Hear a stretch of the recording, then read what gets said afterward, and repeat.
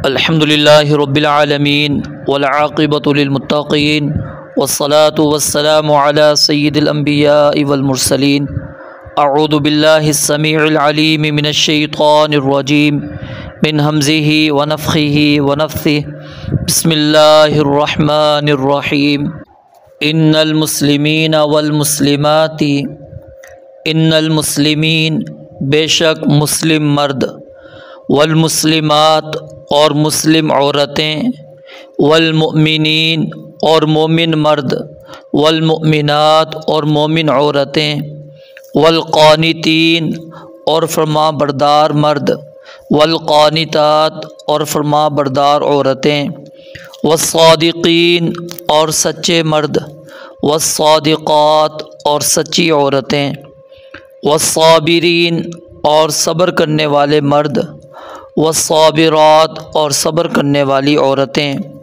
والخاشعین اور عاجزی کرنے والے مرد والخاشعات اور عاجزی کرنے والی عورتیں والمتصدقین اور صدقہ کرنے والے مرد والمتصدقات اور صدقہ کرنے والی عورتیں والصائمین اور روزہ رکھنے والے مرد والصائمات اور روزہ رکھنے والی عورتیں والحافظین اور حفاظت کرنے والے مرد فروجہم اپنی شرمگاہوں کی والحافظات اور حفاظت کرنے والی عورتیں والذاکرین اور ذکر کرنے والے مرد اللہ تعالیٰ کا کثیراً بہت والذاکرات اور ذکر کرنے والی عورتیں اعد اللہ تعالیٰ نے تیار کی ہے لہم ان کے لیے مغفرۃ و اجر عظیما بڑی بخشش اور بہت بڑا اجر۔ اس سے قبل کی آیات میں ہم نے امہات المؤمنین کا تذکرہ پڑھا جن کو اللہ رب العالمین نے پاکیزہ اعمال اور اخلاق کی ترغیب، برے اطوار سے اجتناب کی تلقین اور کتاب و حکمت کے سیکھنے اور سکھانے کی تائید کی تھی۔ اب اس کے بعد اللہ رب العالمین ان 10 صفات کمال کا تذکرہ فرما رہے ہیں کہ جن پر کاربند ہونے والوں کے لیے اللہ تعالیٰ نے بہت بڑی مغفرت اور اجر عظیم تیار کر رکھا ہے، لیکن ان صفات کو اللہ رب العالمین نے عام الفاظ کے ساتھ ذکر کیا اور تمام مردوں اور عورتوں کو الگ الگ صراحت کے ساتھ ذکر کیا تاکہ کوئی شخص اس کو امہات المؤمنین کے ساتھ خاص نہ سمجھ لے اور نہ ہی یہ بات سمجھ لیں کہ یہ فضائل اور اجر و ثواب صرف مردوں کو ہی حاصل ہونے والا ہے۔ ام سلمہ مسند احمد کی روایت ہے، رضی اللہ تعالی عنہ بیان فرماتی ہیں کہ میں نے عرض کیا اللہ کے نبی علیہ الصلاۃ والسلام، قرآن مجید میں جس طرح مردوں کا ذکر ہوتا ہے ہم عورتوں کا تذکرہ نہیں ہوتا، تو کہتی ہیں اچانک ایک دن میں نے ممبر پر آپ علیہ الصلاۃ والسلام کی آواز سنی، میں نے دروازے کے قریب ہو کر کان لگایا تو آپ علیہ الصلاۃ والسلام ارشاد فرما رہے تھے، اے لوگو، اللہ تعالیٰ فرماتا ہے ان المسلمین والمسلمات والمؤمنین والمؤمنات، یہ پوری آیت آپ علیہ الصلاۃ والسلام نے تلاوت کی۔ کہتی ہیں کہ یہ آیت جب اتری تو مجھے یہ بات سمجھ میں آ گئی کہ اللہ رب العالمین نے عورتوں کا الگ بھی تذکرہ کیا ہے۔ تو اللہ رب العالمین نے ان آیات کے اندر 10 صفات کا تذکرہ کیا جو صفات کمال کہلاتی ہیں۔ پہلی صفت المسلمین، مسلم مرد اور مسلم عورتیں۔ اسلام کا معنی کیا ہوتا ہے؟ انقیاد، تابع ہو جانا۔ اور اس کے بعد دوسرا لفظ المؤمنین والمؤمنات۔ ایمان کا معنی ہوتا ہے تصدیق کرنا، یعنی اسلام کا معنی تابع ہو جانا اور ایمان کا معنی کیا ہے؟ تصدیق کرنا۔ پھر ان الفاظ کا استعمال قرآن کریم کے اندر 3 طرح کا ہوتا ہے، یہ سمجھ لیں۔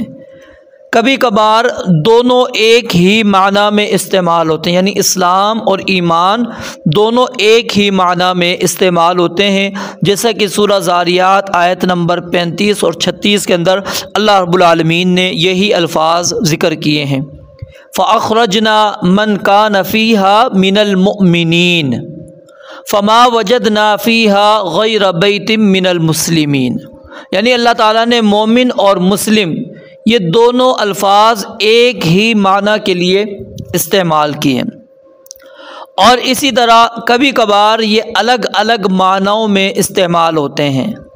مثال کے طور پر سورۃ الحجرات آیت نمبر 14 کے اندر اللہ رب العالمین فرماتے ہیں قالت الاعراب آمنا قل لم تؤمنوا ولکن قولوا اسلمنا، اعرابیوں نے کہا کہ ہم ایمان لے آئے ہیں، ہم مومن ہو گئے ہیں۔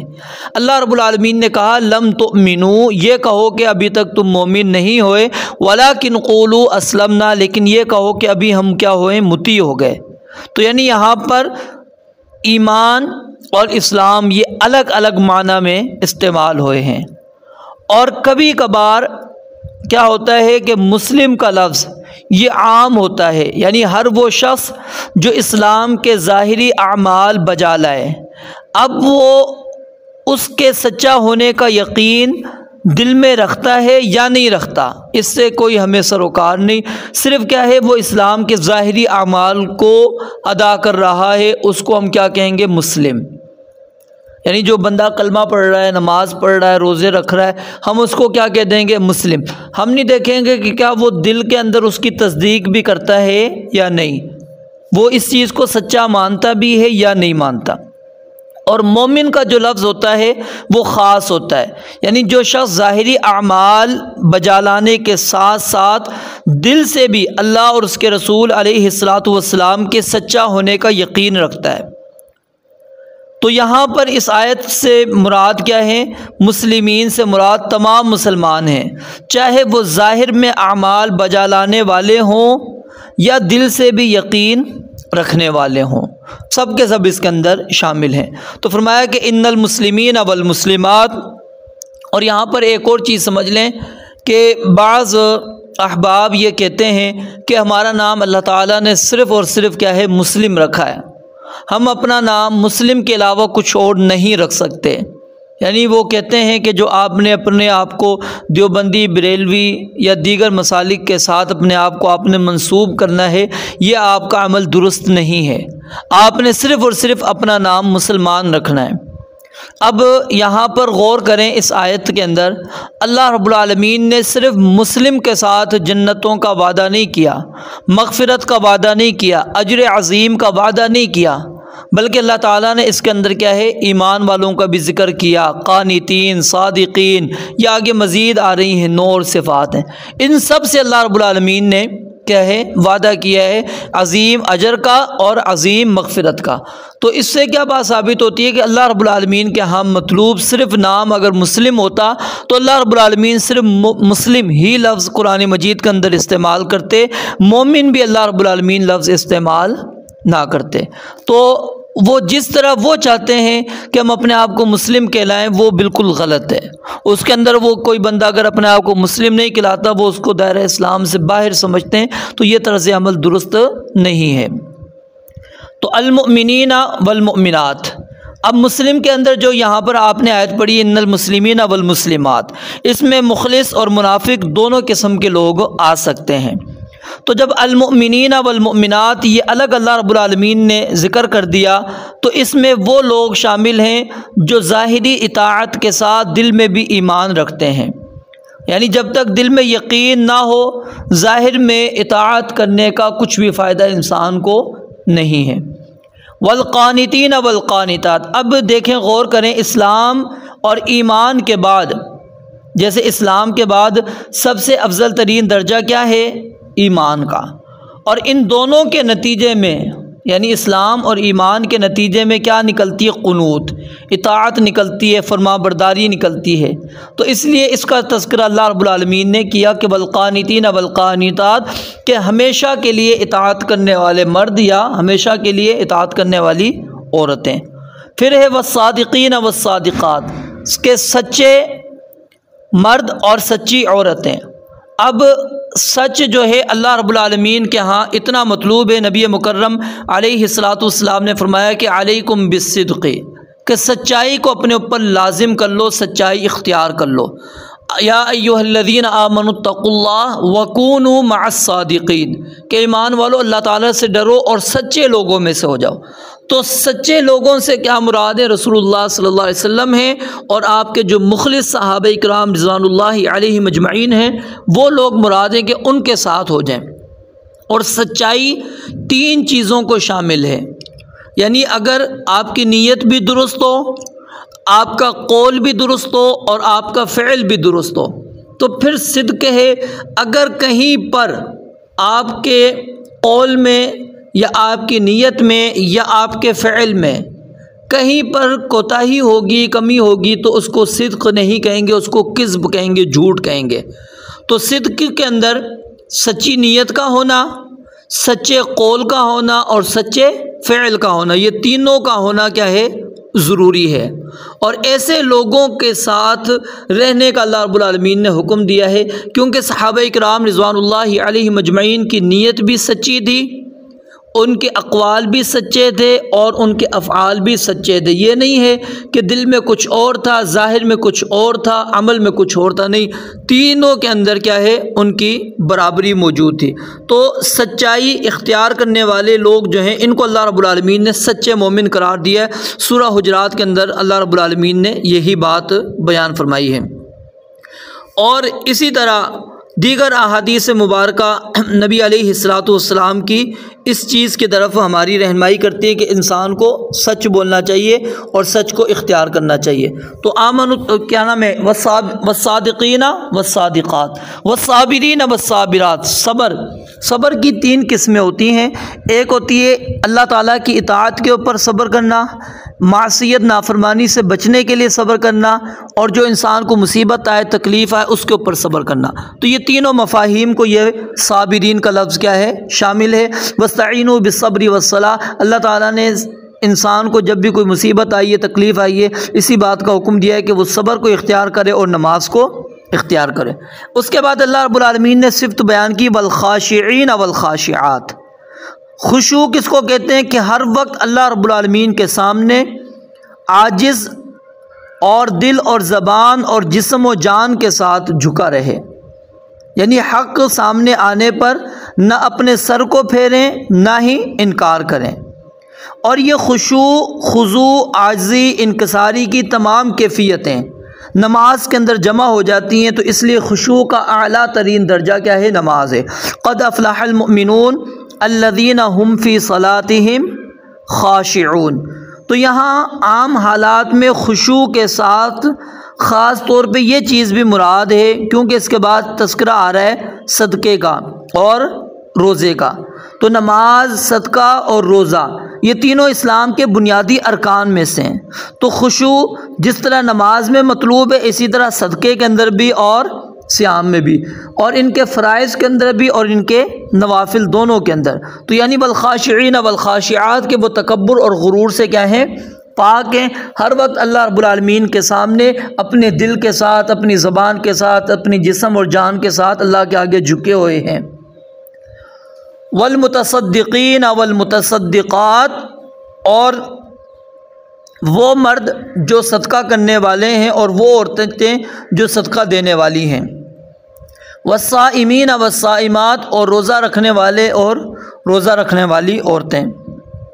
والحافظین فروجہم، اپنے شرمگاہوں کی حفاظت کرنے والے۔ اس سے مراد کیا ہے؟ زنا سے اجتناب کرنے والے۔ اور اس کے اندر یہ چیز بھی شامل ہے کہ انسان برہنہ نہ ہو، ننگا نہ ہو، اس سے بھی اجتناب کرے۔ اور اس میں ایسا لباس پہننے سے بھی منع کیا گیا ہے کہ جس سے جسم کا وہ حصہ نمایاں ہوتا ہو جس کا چھپانا کیا ہے؟ لازم ہے، ضروری ہے۔ والذاکرین اللہ، اور اللہ رب العالمین کا کثرت کے ساتھ ذکر کرنے والے مرد اور عورتیں۔ صحیح مسلم کے اندر روایت آتی ہے، سیدنا ابو ہریرہ رضی اللہ تعالیٰ عنہ بیان فرماتے ہیں، نبی علیہ الصلوۃ والسلام مکہ کے راستے میں چل رہے تھے تو ایک پہاڑ کے پاس سے گزرے جسے جمدان کہا جاتا تھا۔ تو نبی علیہ الصلوۃ والسلام نے فرمایا صحابہ کرام کو کہ سیرو ھذا جمدان، چلتے رہو، یہ جمدان ہے، پہاڑ کے بارے میں آپ نے فرمایا۔ سبق المفردون، اور آپ نے ساتھ میں یہ فرمایا کہ مفرد لوگ، یعنی جو اپنے کام میں اکیلے رہ جانے والے ہیں، وہ سبقت لے گئے۔ صحابہ اکرام رضوان اللہ علیہ مجمعین نے کہا اللہ کے نبی علیہ الصلوۃ والسلام مفرد لوگوں سے کیا مراد ہے؟ کون ہے سبق المفردون؟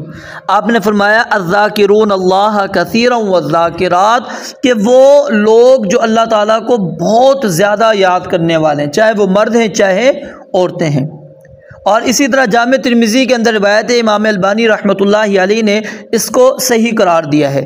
سیدنا ابو درداء رضی اللہ تعالیٰ عنہ بیان فرماتے ہیں کہ نبی علیہ الصلوۃ والسلام نے فرمایا الا انبئکم بخیر اعمالکم وازکاها عند ملیککم وارفعها فی درجاتکم وخیر لکم من انفاق الذهب والورق وخیر لکم من ان تلقوا عدوکم فتضربوا اعناقهم ويضربوا اعناقکم قالوا بلا قال ذکر اللہ تعالی۔ نبی مکرم علیہ الصلوۃ والسلام نے فرمایا کیا میں تمہیں وہ عمل نہ بتاؤں جو تمہارے اعمال میں سے سب سے بہتر اور تمہارے مالک کے ہاں سب سے پاکیزہ ہے اور تمہارے درجات میں سب سے بلند ہے اور تمہارے لیے سونا اور چاندی خرچ کرنے سے بہتر ہے، اور اس چیز سے بھی بہتر ہے کہ تم اپنے دشمن سے ملو پھر وہ تمہاری گردنیں اڑائیں اور تم ان کی گردنیں اڑاؤ۔ صحابہ اکرام رضوان اللہ علیہ اجمعین نے عرض کیا اللہ کے نبی علیہ الصلوۃ والسلام کیوں نہیں آپ ضرور ہمیں ایسے لوگوں کے بارے میں بتلائیں، کیونکہ صحابہ اکرام اعمال کے بہت زیادہ حریص تھے۔ تو انہوں نے کہا تو نبی علیہ الصلوۃ والسلام نے فرمایا کہ وہ کیا ہے؟ اللہ تعالیٰ کا ذکر ہے۔ اور اسی طرح جامع ترمذی کے اندر روایت آتی ہے کہ ایک آدمی نے آ کر کہا اللہ کے نبی علیہ الصلوۃ والسلام مجھ پر اسلام کے احکامات بہت زیادہ ہو گئے ہیں، اس لیے آپ مجھے کوئی ایسی چیز بتا دیں جسے میں مضبوطی کے ساتھ پکڑ لوں۔ تو نبی علیہ الصلوۃ والسلام نے اسی چیز کا حکم دیا کہ لا یزال لسانک رطبا من ذکر اللہ، کہ ہر وقت تمہاری زبان اللہ تعالیٰ کے ذکر سے تر رہے۔ اور یہاں پر یہ بات سمجھ لیں کہ زبانی ذکر ہی کافی نہیں ہے، بلکہ اللہ تعالیٰ کو دل میں یاد رکھنا اور ہر وقت اس بات کا احساس کرنا کہ میرا مالک مجھے دیکھ رہا ہے، کہ جس کے نتیجے میں انسان اللہ تعالیٰ کی نافرمانی سے بچتا ہے۔ اور اگر نافرمانی کر بیٹھے تو اللہ کی یاد سے اپنے رب کے ساتھ معاملہ درست کرنے پر اسے وہ یاد مجبور کر دیتی، اور یہی صرف اللہ تعالیٰ نے اہل ایمان متقیوں کی بیان فرمائی کہ والذین اذا فعلوا فاحشة او ظلموا انفسهم ذکروا اللہ فاستغفروا لذنوبهم، اپنے گناہوں کی فوراً کیا ہے؟ بخشش مانگتے ہیں۔ ومن یغفر الذنوب الا اللہ ولم یصروا علی ما فعلوا وهم یعلمون، تو یعنی جب انسان سے گناہ ہو جائے تو فوراً وہ اللہ تعالیٰ کو یاد کر لے۔ اور اسی طرح عرش کے سایہ جن لوگوں کو حاصل ہوگا ان میں سے ایک شخص وہ ہے وَرَجُلٌ ذَكَرَ اللَّهَ خَالِيًا فَفَاضَتْ عَيْنَاهُ، کہ وہ شخص جس نے اللہ رب العالمین کا تذکرہ کیا، اللہ تعالیٰ کو یاد کیا خلوت میں، اور اس کی آنکھیں بہہ پڑیں۔ تو یہ چیز کیا ہے؟ انسان کے ذکر الہی میں شامل ہے کہ اگر نافرمانی ہو جائے تو نافرمانی کو فوراً وہ ترک کرے، فوراً اللہ رب العالمین سے استغفار کر لے۔ اور اگر بندہ نافرمانی پر اصرار کر رہا ہے، صرف زبان سے اللہ تعالیٰ کو یاد کر رہا ہے، تو یہ اللہ تعالیٰ کو یاد کرنا نہیں کہلاتا۔ اور اسی طرح سیدنا عبداللہ بن عباس رضی اللہ تعالیٰ عنہما بیان فرماتے ہیں، اور یہ حدیث مبارک، یہ جو سیدنا عبداللہ بن عباس رضی اللہ تعالی عنہ کا قول ہے، اس کو امام طبری رحمۃ اللہ علیہ نے نقل کیا ہے کہ لا یفرض اللہ تعالی علی عبادہ فریضۃ الا جعل لها حدا معلوما، بیان کرتے ہیں کہ اللہ تعالیٰ نے ہر فرض کی کوئی نہ کوئی حد مقرر فرمائی ہے، پھر عذر کی حالت میں وہ بھی معاف ہے، لیکن اللہ تعالیٰ نے ذکر کی کوئی حد نہیں بیان کی، اور نہ ہی وہ کسی عذر سے معاف ہوتا ہے۔ ہاں عقل یا ہوش نہ رہے تو الگ بات ہے۔ فرمایا اللہ کا ذکر کرو، کھڑے ہو، بیٹھے ہو، لیٹے ہو، رات ہو، دن ہو، خشکی ہو، تری ہو، سفر میں ہو، حضر میں ہو، غنا میں ہو، فقر میں ہو، صحت میں ہو، بیماری میں ہو، پوشیدگی میں، ظاہر میں، غرض ہر حال میں وہ کیا کہتے ہیں؟ اللہ تعالیٰ کا ذکر لازم ہے۔ اور فرمایا کہ اس کی تسبیح کرو پچھلے پہر اور پہلے پہر۔ تو یہ اللہ رب العالمین نے یعنی کہ ہمیں اس بات کا حکم دیا، اور عبداللہ بن عباس رضی اللہ تعالیٰ عنہ کیا بیان فرماتے ہیں کہ باقی جو عبادات ہیں اس کے اندر اللہ رب العالمین نے ایک حد بیان کی ہے۔ مثال ہم نماز کو ہی لے لیتے ہیں، اب نماز کھڑے ہو کر پڑھنا فرض ہے، قیام اس کے اندر فرض ہے، جس بندے کو طاقت نہیں ہے تو وہ بیٹھ کے نہیں ہے تو لیٹ کے، تو یہ ساری چیزیں یعنی اس کے اندر ایک حد آ رہی ہے، ٹھیک ہے۔ پھر جماعت کی صورت میں پڑھ سکتے ہیں، اکیلے میں پڑھ سکتے ہیں، یعنی مثال ہے آپ جنگ کے حالت میں ہیں، وہاں دیکھیں نرمی سے نرمی ہوتی چلی جا رہی ہے۔